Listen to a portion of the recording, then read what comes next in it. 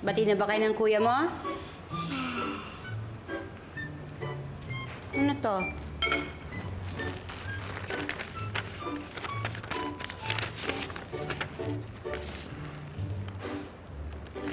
Oh, field trip. Bukas. Eh, bakit ngayon lang ipinigay? Ano po ba yung field trip? Ang field trip, anak, eh yung pupunta kayo sa mga lugar. Halimbawa, pupunta kayo sa lugar na kung saan gumagawa sila ng soft drinks. Yun, pagawaan ng soft drinks, ipakikita nila sa inyo kung paano ginagawa yon. O di kaya naman, pagawaan ng ice cream. Yan. Ang sabi dito, sa Museo Pambata kayo pupunta. Hindi pa ako nakakapunta roon, pero ang alam ko sa museo, marami kayong makikita. Saya po ng field trip. Nay, pwede ba ako pumunta doon? Eh, tatawagan ko muna ang tatay mo, ha? You know, boss, yung mga bata, sobrang commercialized na sila eh. Can you imagine? Inaampun sila by people like Brad Pitt at saka Angelina Jolie. Let's save the poor children, ang sabi nila. Can you imagine that? At saka, ang mga kabataan daw ay ang kinabukasan.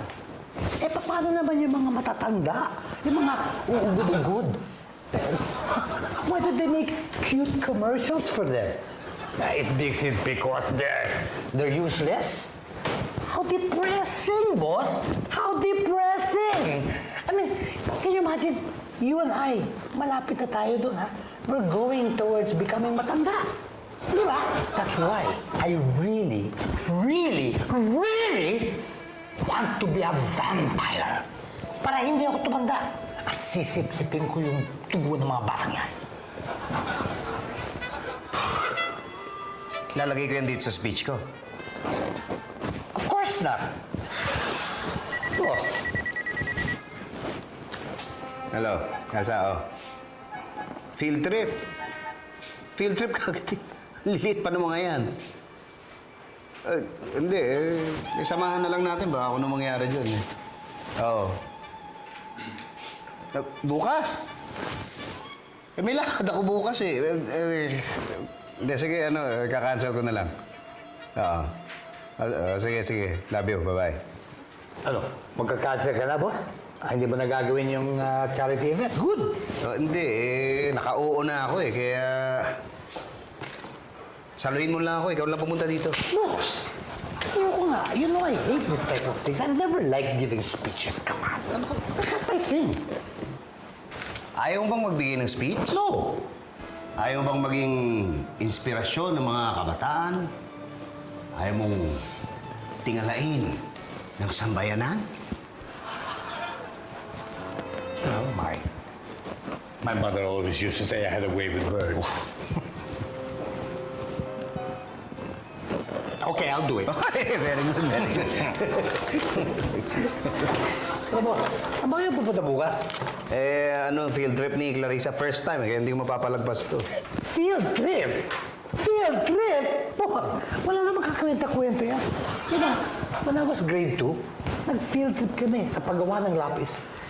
Parang boring siya eh. Parang katulad ng buhay natin, isang mahabang pila, mabagal, at walang katuturan. Ewan ko, Tommy, hindi ko alam. Pwede ba? Huwag na lang natin pag-usapan. Tara. Nag-videoke ka ba kagabi? Sa bahay, Pinoy Alternative. Kaya? Ano ang field trip? Well, ang field trip, ito po, kadalasan ito mga excursions, no? Meaning, babiyahe ka, malayo doon sa kinaroroonan mo. Pag sinabi mong field trip, ano na yan eh, it's educational dahil lahat naman ng biyahe meron tayong matututunan eh. Saan madalas nagpupunta ang mga nagpi-field trip? Ang pinakamadalas na pinupuntahan ng mga nagpi-field trip dito sa Metro Manila, Intramuros at saka Rizal Park. Dahil kasama to sa curriculum eh. Pag tinuturo yung history, yung culture, Museo Pambata kasama yan, no? San Agustin Church, Manila Cathedral, Manila Zoo, Manila Ocean Park. Magkano ang usual rate ng field trip per student? Ano yan that will depend on the arrangements that are made by the school. Siyempre, magre-renta ng van. So, depende kung magkano nila nirenta yung van. Now, bukod dun sa transportation, siyempre, andyan yung entrance. Yung entrance na yan, naglalaro yan, no? From 50 pesos to about 100 pesos, 200 pesos. Pag meron kang student ID, more often than not, meron kang diskwento. Mga estudyante lang ba ang pwede mag-field trip? Hindi, pati mga alam mo, nakikita natin ngayon, marami mga empleyado. Yung mga nagtatrabaho na, marami sa kanila nagfi-field trip. At ang field trip kasi, dati, pang Metro Manila lang eh. Pero ngayon, dahil sa ang dami ng eroplano, ang dami na maghumanda na rin ng ating road network, ang dali ng pumunta ng norte, madali nang pumunta sa Southern Luzon. At saka dahil ang dami ng mga players, ang dami ng mga airlines, ang dami ng mga hotels, mga resorts, mas nagiging mababa na ang cost of travel. Bakit tinawag na field trip kung hindi naman pumupunta sa field o bukid? Kasi kadalasan pag sinabing field, basta labas dun sa labas dun sa eskwelahan, labas dun sa opisina mo. Kumbaga, di ba, pag sinabi nilang field work, oras na lumabas ka sa opisina mo, field work na yan eh. Di ba, yan ang tinatawag nila. Pag nasa kalye ka na, that's considered field work. So siguro dun nanggaling din yung term na field trip.